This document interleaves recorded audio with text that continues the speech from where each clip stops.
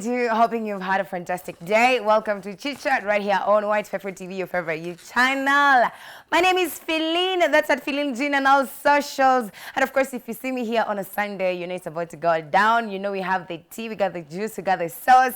We have all that good all in 1 hour. We call this Chit Chat. We're all about trending topics and gossip. And of course, no man is an islander. Don't do this alone. I have the gang right here in studio representing. I'm gonna start with a lady because you know what they say, ladies first. How you doing? A lady in black. I know. Black on a Sunday. What's happening? It's Easter. Yeah, just chilling off. Yes. But anyway, I'm Wangare, Washuri or Joy. This is Chit Chat. Keep it tuned. Hey, we have a lot. We actually have a lot. All right. And we have our hip-hop star, our rap star in the building who has his birthday today. Happy birthday, by the way. Thanks. How are you doing? I'm good.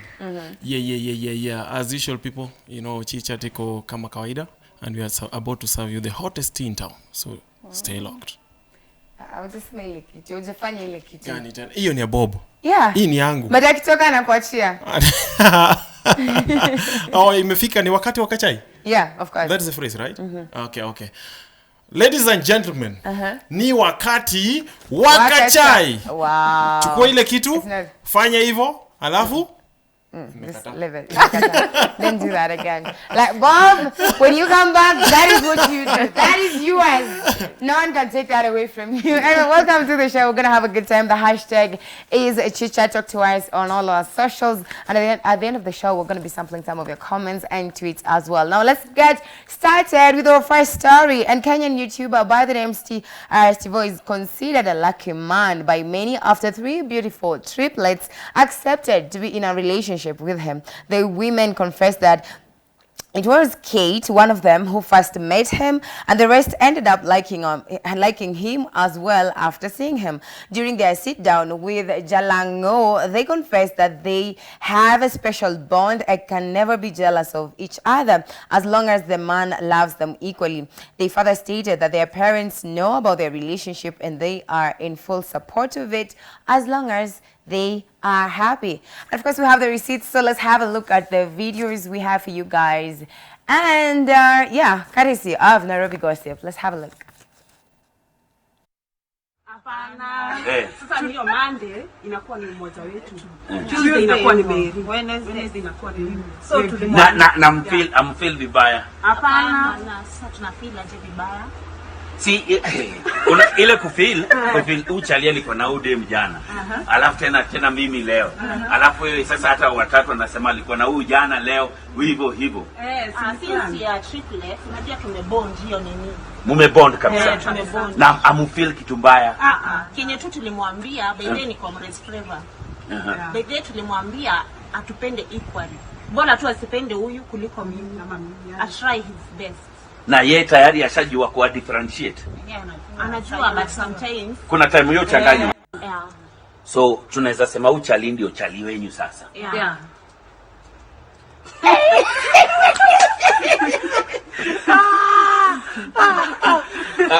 Guys, I can't make this stuff up. So this one guy. So mushasikizana atawawa nyinyi wote. Yeah. Tulimwambia like, okay, tulisikizana cause tulisha meet, tukabond, so everything is in the process as in ya kwenda home and everything. So alisema like anaweza tutake tukiwa watatu but yeye akasema kwao haezi mind cause hata baba yake alikuwa ameoa 10 women. 10 women. Yeah, so yeye akiwa na watatu haitakuwa na any issue. Na wewe ukipata chali anataka kukuoa peke yako, unaweza kubali? Tushado. I mean, I don't know about you guys, but hey, okay. Lady, I'm gonna start with a lady because those are ladies. So, means that you know, Wangare, just give us the way it is. How are you feeling about this? How is this making you feel? Well, first of all, I'm like, girls, you sure? And then I'm like, for how long do you think you'll be in this bubble of, As long as he treats us equally, as long as he loves us equally, we are going to, just be okay. I mean, you're a woman. And I believe that this generation of ours, we as women, we've not been equipped to really share a man. Irregardless of how much we have this same interest, regardless of how I had kids say, so what I like is what you will hear them say they like. But I'm like, for how long do you think you'll really be comfortable sharing this guy? But again, one thing, at first I was kind of skeptical about it. But then when I listened to the guy, and he really stands up as the man of the house, he's really authoritative. The kind of authority that makes a woman sit down and actually listen. That is one thing I really, really liked about him. But now my concern is with the ladies. How long do you think you're going to just enjoy but sharing they say this, since they're triplets, right? Yes. They're triplets, they share a very strong bond. So jealousy is out of the window. Like, they're not jealous at all. They love the man, all of them. And if he hurts one of them, they all feel it in a way. So, like, they're just connected. They're spatially connected. So, hakuna jealousy, hakuna any of that. I come from a family of twins.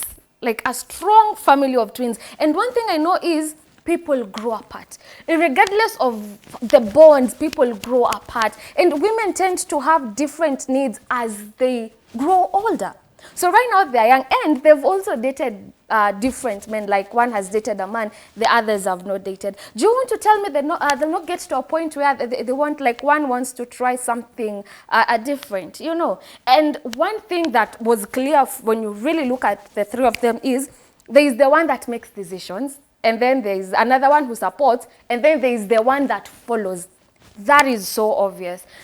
My biggest question is, girls, for how long do you think you'll really be comfortable with sharing a man? Ron anashindana na statement moja hapa. Anytime we talk about cheating, he's always like, Mungu alimeka Adam na Hawa. So now that kuna Hawa ambao wamekubali kukua na mtu mmoja, what do you think about that? Do you think that's a smart move? Is it going to be problematic? Because the man insists that he comes from his grandfather had like, I don't know, 10 wives or something. What's it? Has 10 wives. Yeah. So he's like, kama mzae aliwezana, mbona mimi nisiwezane? Watatu ni nini kwangu? What are you thinking? Like, yeah. Let me tell you, I think this is the luckiest man on earth. Then again, the three women are so loyal to him, and they are so submissive to him. So at the end of the day, this guy is the most lucky guy on earth because he has all the sweetness, all the sugar that he wants. So, kama kawaida, 3, 1 is not always good. So 2 is better than 1. Yeah. As usual. So, ukiona vizuri, my friend. Okay, let me ask you something. For some reason, men are always saying this. Unasikia wanaume wanasema, oh, bibi ananipea stress nyumbani, hata anipei amani. Mimi hata siendi nyumbani, nenda klabu sababu bibi ananipea stress. Ama natafuta mpango sababu bibi, like, nyumbani there's no peace, there are kids, there's wife, like, I have work. It's too much for me. I need a safe space. So imagine, huyo ni bibi. Na sasa hawa ni mabibi. How do you think he's gonna handle that? Because like, what are we going to do? Like, now they're here to stay. 3 of them. Now they haven't have what to eat. They don't know that when the kids come in, then that's a different thing. That's a different thing. And that is why I go back to saying these people are in a bubble. And if they were to listen to this guy very well, he's very open to the idea of more. Yeah. And he's not apologetic about that. He's just a monogamous man. His family is not monogamous, polygamous rather. Yes. Yeah, his family is very polygamous. So he's welcome to the idea of polygamy. So. I've always said this in this show anytime, that men are naturally polygamous. So when it comes to this guy, in fact, these are twins from the same womb. So this even suits the cake very well. So at the end of the day, if he's happy with the 3, then I wish maybe I will be him in the next life. Yes. Why would you wish for a next life and you're here and living? What's stopping you? Now that you're so open to the idea, you're welcoming the idea very well. You have a good job, you have a good life. What's happening? Nini na kukataza kukuwa na mabibi watatu? I think the other thing is the partner you have has to agree with what you want to do. Because I know the other question will be, what am I not providing that you are trying to bring in another person, right? And then if you look at the...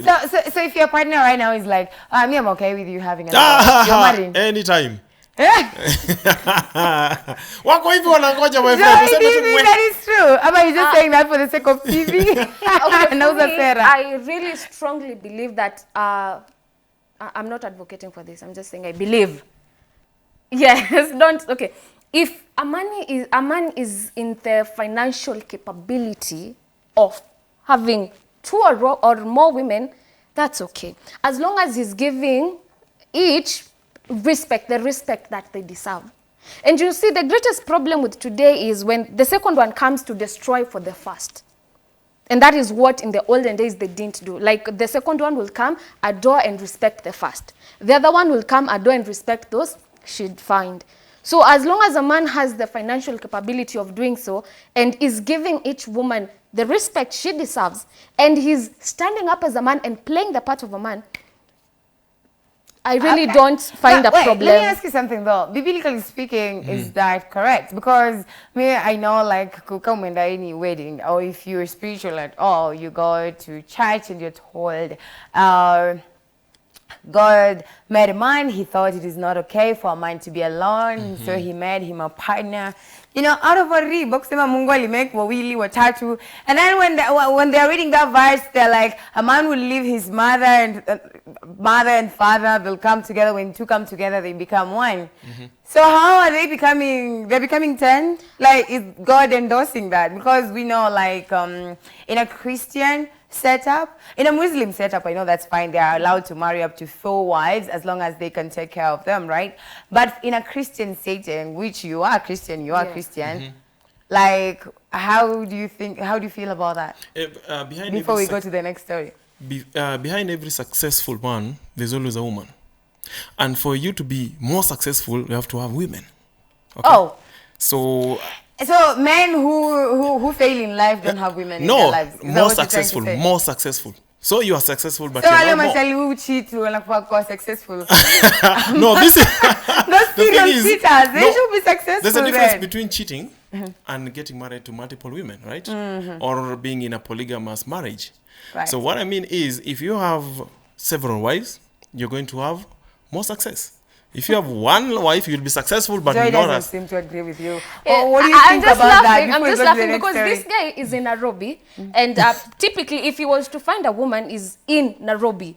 And what do we really know about most Nairobi women? No offense, but for it to even get to the point now where this woman is now bringing on more success, it is years in marriage. But before you get there, amekukula vizuri. So I don't understand why your theory of una meeting leo na gas inaisha. Exactly. Na rent inaisha, nyumba inafungwa kesho. So I don't understand where your theory is coming from. The more women you get, the more success you get. I saw someone say, like, if you're dating in Nairobi right now as a man, hey bro, kuna pesa momoka. But anyway, Phil, dating in Nairobi has become very expensive. It's very money. I don't know how true that is. Don't come for me. Not my wife. Especially without fuel. Na sasa kuna mafuta mazuri. No, but lakini watu wa kutembea wamesema at least this time around wamebreathe. Watu wa magari sahi au simbuli madem, you know, because I was my friend is picking me up. They're like sahi tunatembea. Lakini unajua where the problem is? The problem is with the people wenye anasemanga manze saidi gari yako nitaifuel. Where are these guys? They are lost. Haonekani. Manze it's your time to shine. Yeah. All right, but Joy though, I asked you something before we move on to the next story, because we don't, at the end of the day, we don't want to get it twisted. In a Christian setting, are you okay with someone marrying? Is like if God is not okay with that, because God says 1, 2 together become one. He never said 5 come together and they become 10. Yes. Right. And equally, I believe in God so much, but this same God blessed men who had many women. in his life. And before Christianity came, But that's Old it was Testament, tradition. though. That was in Old Testament. The same thing, before Christianity came, we had tradition. And tradition allowed for it to happen. Now, when someone came and introduced Christianity, it does not like now make it what tradition was wrong. For me, I stand with, as long as a man, you can maintain them, good. Just don't hurt one over the expense of the other. Okay. That is her opinion and his opinion, but I'm gonna leave it to you guys at home. We want to hear your opinion. What do you think? Kama ukoka unafaa kuoa mabibi wengi as long as you can provide for them. Is it biblically correct? Ama tu as long as you're doing right by them, you're okay. I don't know, but we're gonna move on to the next story. The hashtag remains chit chat. You can talk to us at Y254 channel on Facebook, Instagram, and Twitter at Philinjen, at Ronald Royce, and of course at Wangare Washuri. All right. And then let's go to another story. Now, Alvin Linus Chivondo, the man who was jailed for shoplifting food items in a supermarket, was finally freed recently after his story went viral on social media. The 21-year-old man was charged with stealing 5 kgs of rice, 5 liters of cooking oil, 2 kgs of sugar, honey, and tea leaves, totaling to 3,165 bob. He was later released from custody on Thursday after former Nairobi Governor Mike Sonko posted a 100,000 Kenya shillings bond fine. Sonko also promised Chivondo a monthly stock of food in addition to a job. Now, before his release, Kenyans took to social media to condemn the Kenyan court systems, including former Prime Minister Raila Odinga, who had ordered his immediate release, noting that the petty crime offenders are being punished while the real criminals are busy campaigning. Comedian YY and Eddie Butita visited Alvin at his home, paid his rent and that had accumulated, and left him 100,000 bob, 100,000 Kenyan shillings, which Kenyans had helped raise. Let's have a look at the video.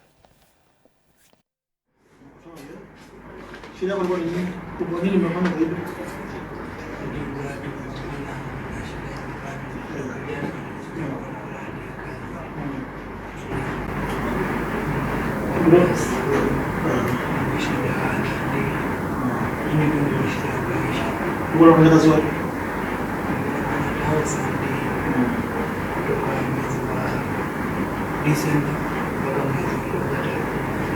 Sawa. Pole sana. Nasema bila kupata. Sawa. Tutakupatia kazi hapa. Ule kijana kuja. Accident tukaweza na 2017. Sio panga umetuma mahali kujaribu kufika. Wale ndio haya, uko kijana mzuri. Sasa, hii ni mali yako kwa siku.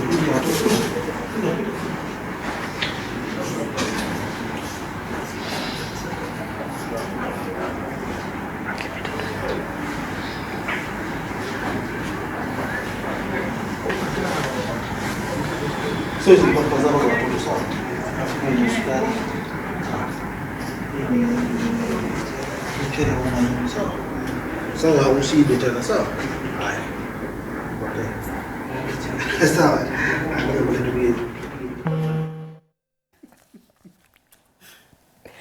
Right, like, isn't it a good thing that we are laughing about this story right now, while just days before, everyone was cursing this. Everyone was like, what is wrong with the Kenyan court system? Kuna cases imekaa huko kwa koti for so long. People are just like, they don't get justice at all. But petty offenders, watu wakuiba kuku, watu wakuiba chakula, wanaenda, wanafungwa 1 year. But then he was supposed to be in jail for a whole year. I'm so glad that Kenyans actually made noise and it reached the right people. And there we are. So what are your thoughts, Ronald? Actually, I think when our politicians come to the help of the netizens or citizens, what's his name again? The guy? Alvin. I think that is the best thing that is going to happen. I know life right now is so hard, especially to single people, or for example, the widows, the widowers, the orphans, and all these. Hata when you're on a familia sai, life is so hard. And our justice system has to be reviewed. Mali mefika. Kama a human being can go steal food, alafu anaenda wanafungwa maybe for life or something. That is the worst system I've ever seen. Right. We have politicians for a whole year. For a whole year. Just imagine at end. Okay, as much as at No, but then I feel like there's nothing wrong with that. Okay, it's wrong, but then it's supposed to teach a lesson, because if they didn't put that in place, then people just go around stealing, knowing that they'll get a jail-free card then. No, it's okay, but now you're supposed to put a limit, or how do you be able to put it? You're supposed to give us a limit. No, 1 year. 1 year is too long for 3,000 shillings. Yeah. But someone who has stolen millions and millions of money, they're out there. They can buy their way out. Yes, they will always buy their way out. So the poorer you are, that means the less justice you'll get. Yes. Again, maze tuseme muibe so that nomfanyia shopping venye jamaa amefanyia shopping. At the end of the day, it's you and the justice system. If it catches up with you. Let me give you a scenario. Ushaipoteza simu ikanairo. Hey, maramob. Maramob, right? Sana. So can you imagine your simu, like you probably saved for a few months to get that phone. Yeah. Your dream phone. You bought it for 50 Gs. Yeah. And then guess what? Someone snatches it and then another 5K. Alafu mseka wewe anapatikana atolewe kesho. How about that? Mtuka wewe wenye wanasemanga like mtuka huyo he's a petty offender, by the way. He's a petty offender. Hajaua mtu yeah, me but too. But then so I end up atolewe kesho because we don't have, like, you know, our justice system allows that. What about that? No, it will be me today, it will be someone else tomorrow. So we are advocating for fairness, at least. Juu, mwenye alinibia, no, unless kama it's the other way around. Mbonanga when you're nyongolo, then something happened. So you are sold to a phone that the owner died. Oh, but then people go to jail for that, for a lifetime. Like, ukipatikana na simu yenye mtu, maybe someone someone got, okay, I'm looking for the right word. Like, they mugged someone. Yes. And then they maybe like killed him, and then hiyo simu kauziwa. Wakikuja kutafuta when it's stressed, well, like when they trace the phone, na wewe ndio umepatikana nayo, you take over, like wewe ndio unaenda ndani. It's not the person who sold you, because you probably don't know them. Si mnabaingi kwa street like niaje niko na simu, unanunua. Unaenda nayo, bro.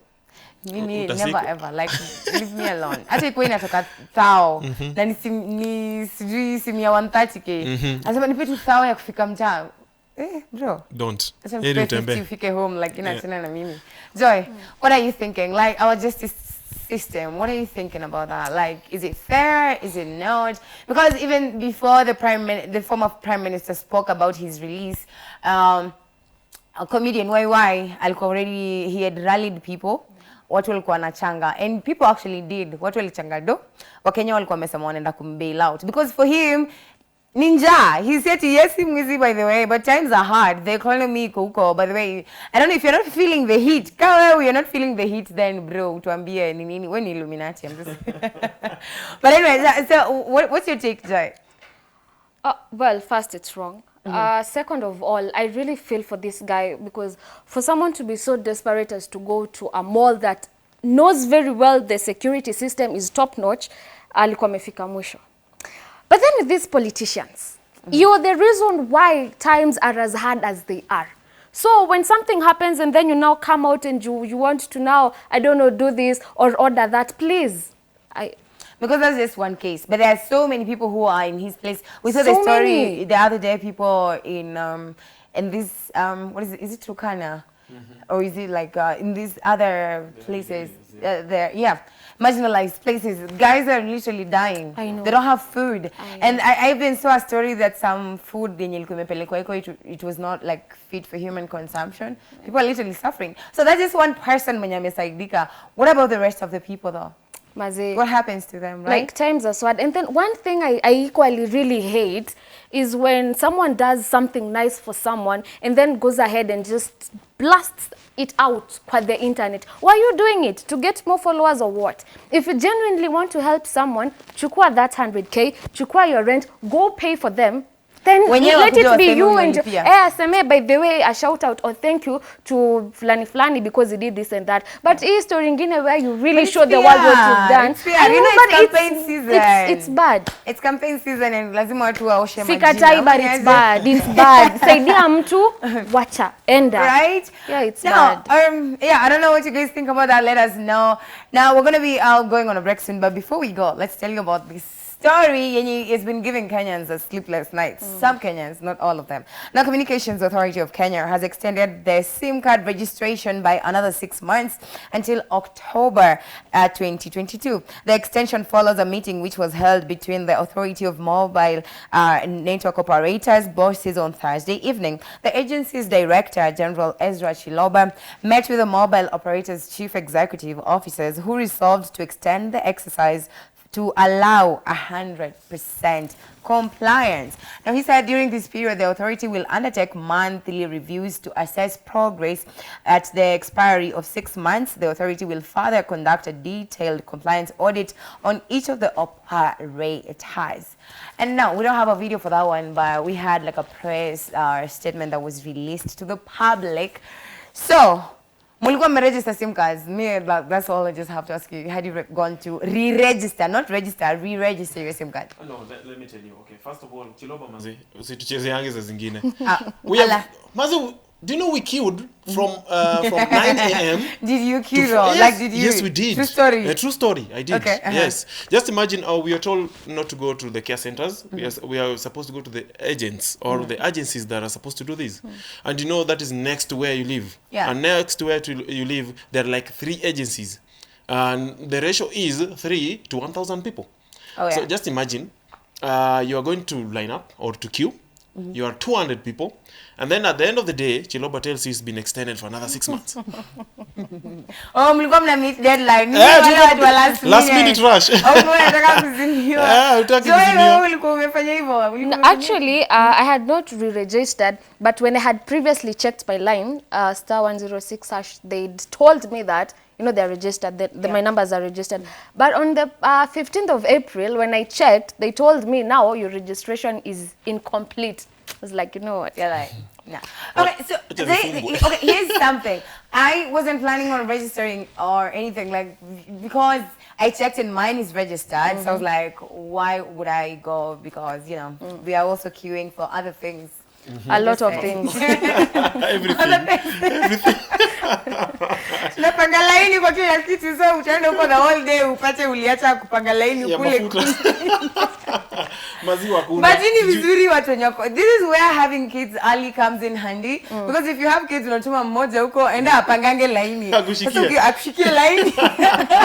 Basi mnakuja mshasonga songa. But I think where we headed, I don't know whether we headed I know. in the right direction. Someone mentioned something though. I don't know how true this is, and I'm sure many Kenyans would want to know. They said you have this your service provider. Yes. Most of us like squeeze it to mengina cash, like people your money is like on your phone most of the time. So alikuwa anasema ukifungiwa line and your money is on the phone, you're doing it na your line. I was like, excuse me, what? Ukatoa. So apparently nilijua after.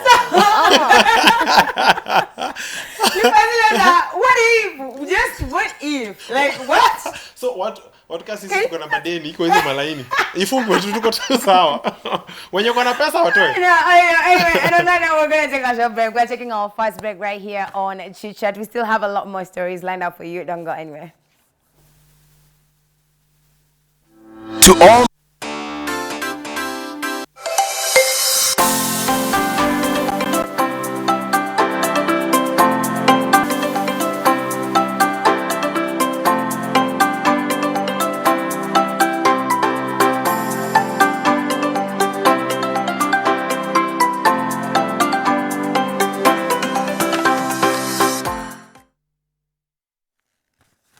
Alright, thank you so much for staying with us. If you're just catching us right now, you are watching Chit Chat. We're all about entertainment news, we're all about weekly trending topics and gossip. That's what we do. My name is Feline, at Feline June on all social media pages. And of course, I'm hanging out with Ronald Royce and Wangare Washiori. The hashtag is Chit Chat. Now, apart from that, let's go on to another story right here. Now, Tanzanian singer Harmonize received backlash on social media over allegations of buying fake YouTube views after his song Mdomo featuring Ibra clocked 1.3 million views within 24 seconds, breaking a YouTube record that was held by BTS. Konde Boy, however, rubbished claims made by some critics, noting that people should learn to respect hard work. No, we don't have a video, but there it is. That is Harmonize and Ibra. And of course, you can see their video clocked 1.3 million views within just 24 seconds. Less than a minute. Less than half a minute. Can you imagine? Oh my goodness. Ron, what I come on Sunny? How many views do you get in a day? I'm going to try BTS, you know how BTS are loved. Yeah, you know, Asian, the biggest continent is Asia, right? Yes. So BTS, they're Asians and they have a huge following. They are pop stars.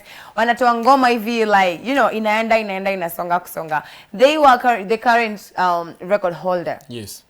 Harmonize anakuja anamwambia nyinyi mnajua nini? Mimi natoka Tanzania, mnajua sisi tuko ngapi? Wako 150. Wewe unajua how many people are rallying behind me? Do you know how many followers they have? He comes, breaks the record, and guys are like, "Eh, bro.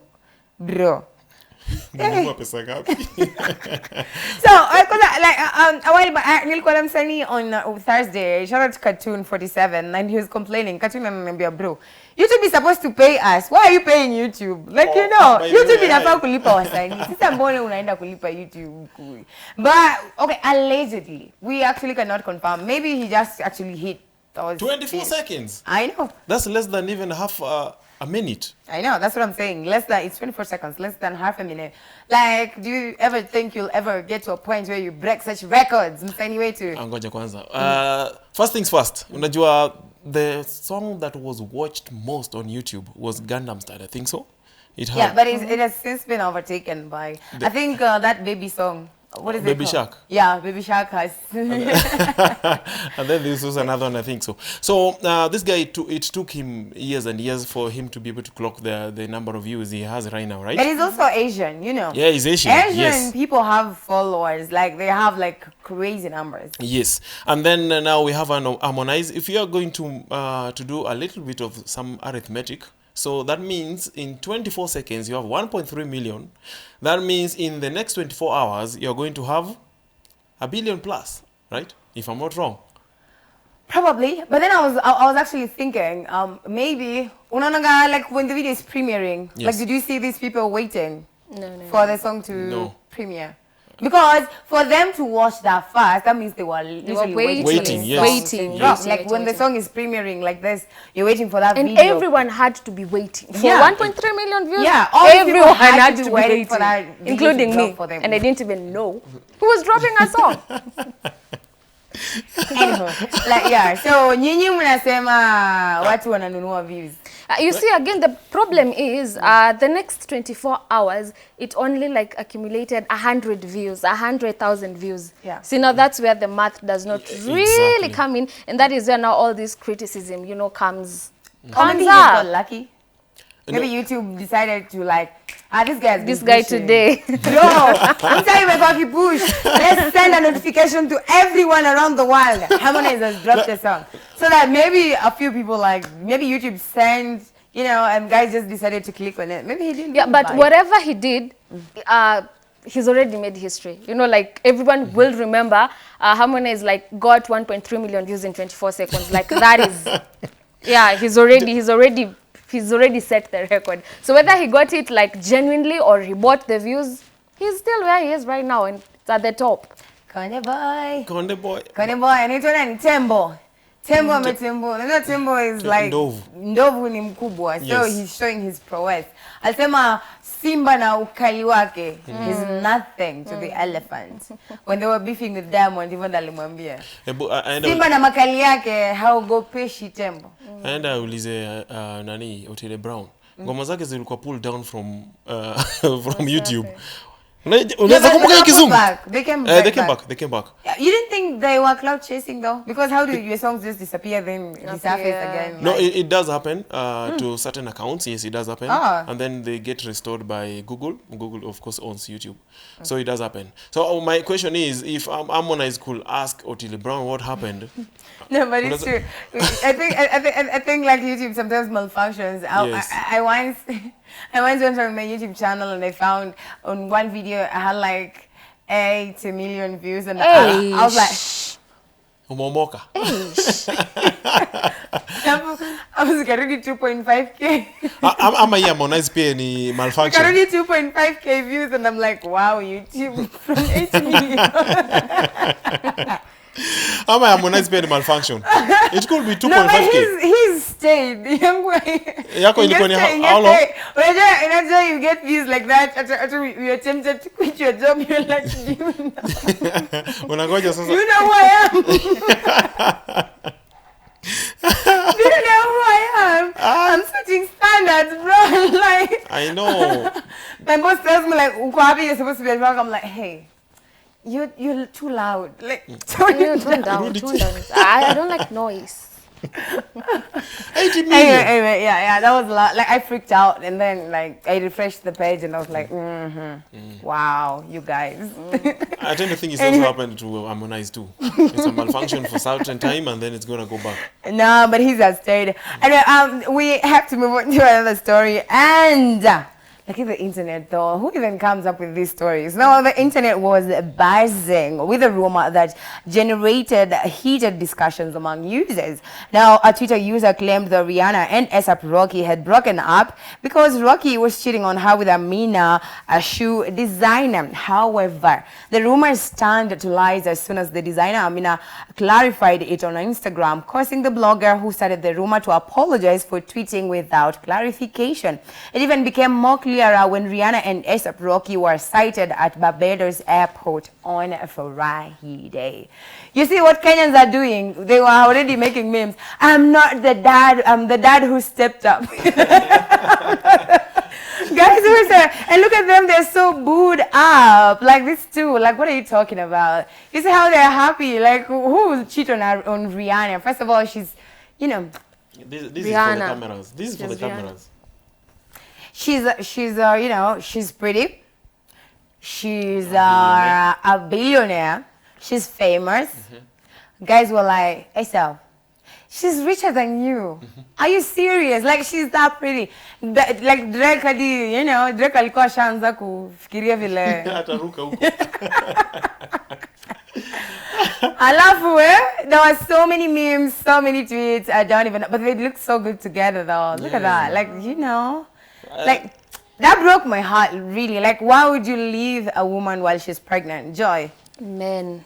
Right?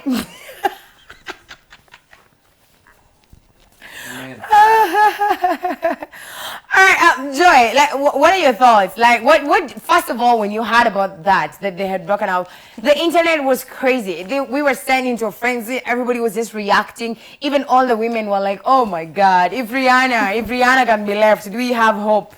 Kama Rihanna anaweza wachwa, kama Beyonce can be cheated on, is there hope for the rest of us?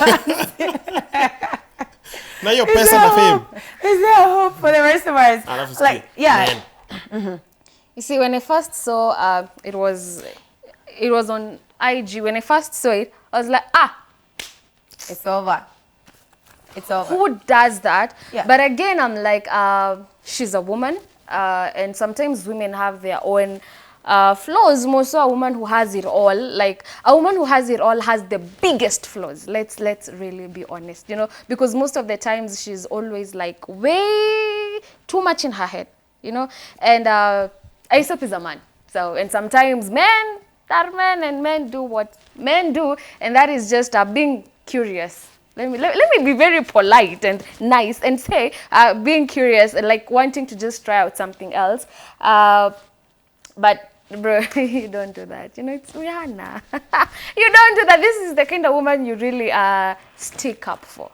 And after all, even Rihanna, she's all that, but she still has exes. So something went wrong. Something could have gone wrong. Even now. So. But I don't think we've seen a lot of Rihanna's exes. We saw Chris Brown, and then we saw the Muslim guy who is like a billionaire. They were together for a long time. I thought she was gonna get married to him, and then left him, and then, you know. But you know, with celebrities, we never really know what's happening. You know, yeah, maybe there's still a number. The guys she claimed. Wengine chini ya maji nyinyi mko unaambiwa bro. Au kukua Kwanza una sign NDA. Yenye ukifungua mdomo you pay her for damages and you can't afford her. You can't afford to pay the damages. So unaona tu unaona Rihanna ako anaenda interview anasema, "Oh, tell us okay, there's actually an interview she said that. She was like, "What kind of man are you looking for?" She's like, "Honey, I'm not looking for a man. Like, what are you talking about?" Na says unajua you're the man, you're like. She's like, "Oh, I'm single right now. I'm enjoying being single." You're like, who am I? Like, and you can do nothing about that. You just have to humble. You humble. You're like, baby, my baby. I support you. You know, I'm just seated in the middle of the two of you, and I'm getting sandwiched. And you guys, you especially, everything, it's men. Do you know, the only person who knows the mother of the kid is the woman, right? Yeah. Maybe Rihanna could have said, "Ibol piasi yako." It could have led to the boy. No, the thing is cheating. The thing is not. The problem is not the breakup. The problem is in the cheating part. That's where we really focusing on. The cheating. Okay, there's cheating, and then there's cheating on a pregnant woman. Like, why would you cheat on your wife? Okay, maybe also Rihanna. Maybe also Rihanna cheated on ASAP. Why she's pregnant? Yes, it's possible.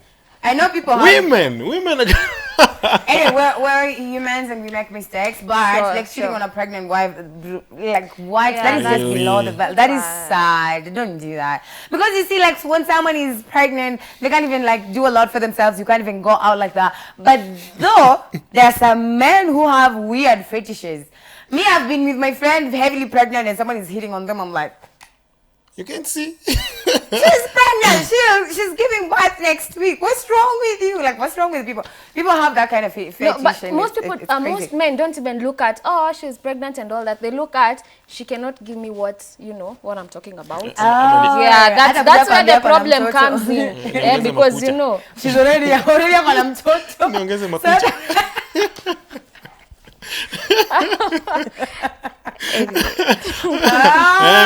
Unajua masikio hazijakuwa vizuri, so yani mbona mnapiganga hizi hesabu? Hii masikio acha tuilainishe. Bora mchezo. You people are jokers. Yes. Do that.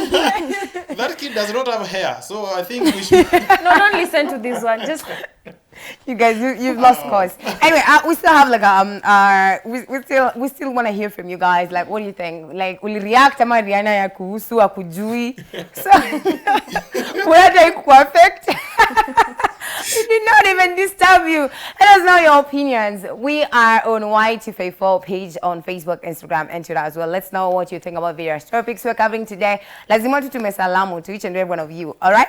Now on to another story. Now Kenyans. Okay. Now the long-awaited Shincity concert by Nyashinski finally happened last night at Carnival Grounds. Nyashinski was not only supported by fans but also celebrities and politicians such as Wahoo and Nameless, Big Ted, as well as Honorable Johnston Sakaja.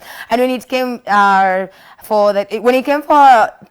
it was time to perform, rather, for his song Hapo Tu, he actually called Femi One on stage, and they had an epic performance. The singer thrilled many of his fans by not only performing his latest music, but also throwback hits that came out when he was still part of Kleptomaniacs. All right, we have a video. We have two videos, in fact. Let's have a look.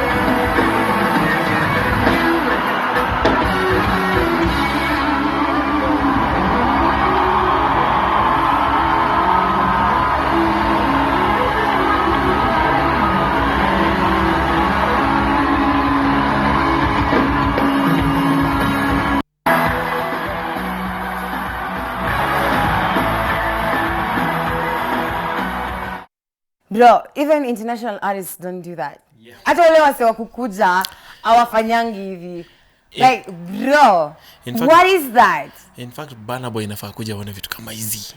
This is so huge, humongous.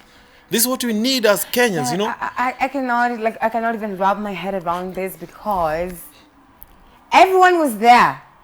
Every single Nairobian, okay, well, not everybody, people, party goers, clubs that hazikuwa na watu that much because Nyashinski. One man like this did that. Hata kwati na sijui nani will be performing. The only people he called on stage are the people who he has worked with, you know. Actress, yeah. Yeah, watu nyamefanya nao cuz if you have a song with him, that's the only people he called on stage. But hakuwa na wasanii ati so and so will be performing so and so. Hakulipa wasanii one single person and his band. You know, like me, I've been telling people, like, we've talked about this before, and I told you guys I respect so much people who perform live with a band. And Yashinsky has been doing this for the longest time. I knew Yashinsky is a performer. Giuliani is also like a really good performer. Yes, Fena is also doing that with a band. There's so many like some Kenyan artists who I respect. Mazeka una manga playbacks uko baya, but me and you like bro. And you know, not just Yashinsky alone. There was Butchers. Shout out to Butchers, by the way. He also had his own concert and it was amazing. So Kabla Mtindo, that was also huge for him because that was like I think that was like it's an EP before the album. So the album is gonna be Mtindo. So Kabla Mtindo is the EP. Yeah, and it was so fantastic. People turned up as well. But Nyashinski, bro. Do you know, I think during lockdown, there was also another performance that he did on IG. It was live. Yeah, and on it was YouTube great. live. Yeah. Exactly. It was great. It was great. I think now Kenyans, we are trying to embrace our own. So this is what we need. Yeah. That was fantastic. Kama msanii una feel aje? Una levels. Standards have been set. I know. Standards have been set. Hapo ndo tunawataka. Sio tunakuja tunalipa pesa, mnakuja kutuimbisha, unatupea nimesema Mungu peke ukitoka kwa una sauti sababu wewe umeimba alafu msanii ameenda na umelipa we're not doing that in 2022. I'm just saying that. No, honestly, I'm just saying that for the guys who are actually doing this, wale watu wa playback, please learn from this. Learn from Yashinsky and just do better. Have a band, start practicing vocals and everything. We want such performances. Standards have been set and whoa, like Sauti Sol, Yashinsky, like bro, I'm so proud right now. What are you thinking, Joy? So am I. Right? So am I. I'm like, Shinsky has always been my guy. I never have crushes on anyone. But for Shinsky, okay. I know, but... What is it about him? Is it his voice? Is it the way he carries himself? No, it's this. The fact that he is in everything he does. Every song he sings, there is Nyashinsky as a person, as a man in it. And there's meaning to it. There's Nyashinsky. Yeah. Of course, there's meaning. Yeah. But that was... So, unasema Zia Bet is one lucky girl. Oh, I am so jealous of her. I wouldn't, you know, but... You know. And whoever is going to come up with a concert next, standards have been set. Please give us something better. Yeah. I really doubt if there will be, but give us something better because that was perfect. Shincity, that was bro. That was so historical. And he's so thankful to his fans. By the way, he was like, I couldn't have done this without you guys. So he shouted out all his fans for just, you know, doing that. Kuna watu walikuwa wamemkasirikia, he doesn't follow anyone on Instagram apart from his wife. He doesn't follow people back.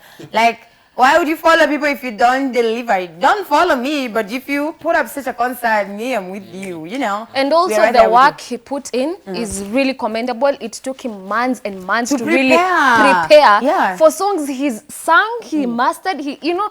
Wengine wanaenda hata wakumbuki ngoma lyrics. I know. Ako sasa hapo nilimbanga. Hapo nilisema. Hizo lines zimepotea. Hapo nasikia unaona ameweka mic chini anafanya tu hivi but it's because amesahau. Akikumbuka anangoja sana ndo na beat DJ. No, standards have been set. If you're an artist right now, do better. Kenyans, you've seen Kenyans can actually turn up. Sisi wa Kenya wapendi wanasemanga Yes. Kenya hawapendi watu wao wanasikizanga other people. It's because of the content and what you can do. If you deliver, people will come through for you. So I'm so proud of you, Shincity. Wow. But it's that time, unfortunately, we have to go, but we have to send salams. Do you have someone you want to shout out? Guess who's watching the Who show is today? My grandma from Nyeri. Ah. She doesn't hear English. Hi, Shosho. From Nyeri. Salimiana Kimeru. Umwambieni Na aje. Kikuyu. Oh, na Kikuyu. Oh, okay. Yes, okay, okay. Wakia Shosho. She'll be so happy to hear that. But anyway, thank you so much, Shosho, for tuning in. My mom and my siblings, beautiful sisters, Terry, Kate, and my lovely bro, Mark George. Napenda sana, and everyone else who's tuned in. Thank you so much. We can always do this each and every single Sunday. All right, Ron, before we go to you, let's send some love to the guys right here on Facebook. I'm going to start with Mungosi City and Tunde. Thank you so much. Uncle Maury is present. Luciano Musa and Tunde. Ara Maua KK, thank you. Mteti Driver in asante sana. Navi John, hi, I'm watching the show live from Morogoro, Tanga, TZ. Ni moto kama pasi, asante sana. Lennox anasema Luanda Vihiga tuned in my hometown. And yaje watu wa home. Thank you so much for tuning in. Swalez Mreithi anasema play on. Thank you. Robin wana Mahele anasema Katambe sasa, asante. And then Hodari Emmanuel, that's all theories. Marriage is practical and a long journey full of pros and cons. It won't be easy for the trio. You know.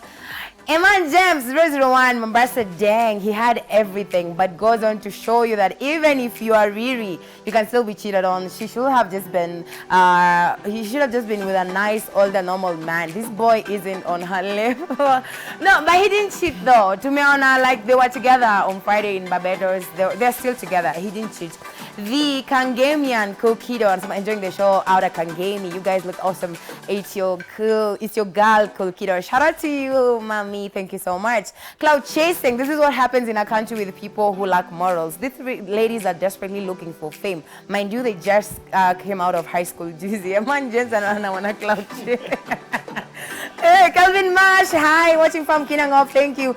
Vincent Ogutu, play on. And then I have, I'm puzzled when I hear these men cheating on a smart, intelligent, beautiful women. You know, me and you both, like, why would you do that, man? Like, why would they do that? Stevo Ikua Ikush Kinyozi, watching from Matara, Maso, okay, Mosakai Village, Nanko Ndani. Thank you so much. Fora, we see you. Thank you so much. All right, well, just a minute. My phone is, doing that thing. Would it die? What, Francis Lyrics, okay, I'm right there with you. Thank you, Jazz Jaina. I'm watching the show live from Taveta. I love you all. We love you right back. Stephen Mwanzake tuned in out of Machakos. And then I have someone else, Suplex Kafaya, Mosewa Nanyuki. Hi, Kana Flow. Sindio, Kana Flow. Sam Kush in. I have someone else, Uncle Maurice, we see you. And then, Edgar Handsome Wanyahururu, you're right here. Thank you so much. Katelo Acapella Mrege, tuned in Adi Tamati, asante sana. We see you and we appreciate you so much for being here. Just a few more before we go. Kalale Wayuna Wakamkunji, watching from Kitale Kibonet, Bidi Emoru title, Makunga Kamkuji, well represented. Thank you. Huyo Wangare, Wangare wanasemati ume. Yeah, shout out to you, Jeff.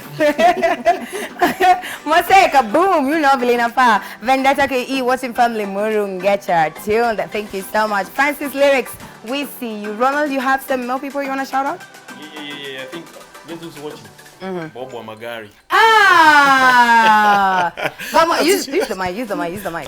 Guess who's watching? That's Bob. Of course, I have several people here. This is Victor. Victor, as usual, he always watches this show, Victor X-Files. That's how he calls himself. And Machange. Machange definitely has to. We have Brian Masiketa.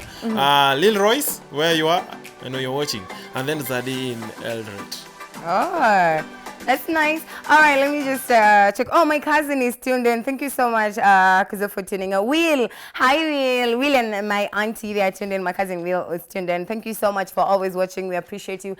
And to each and every one of you, Team Chini Amaji, Nyam Tumangi SMS. You don't even tell us you're watching, but you're always tuned in. We appreciate and love you so much. We're gonna see you again next week. But shout out to Bob Wamagari. Shout out to JC as well. She always streams in from, Mayolo.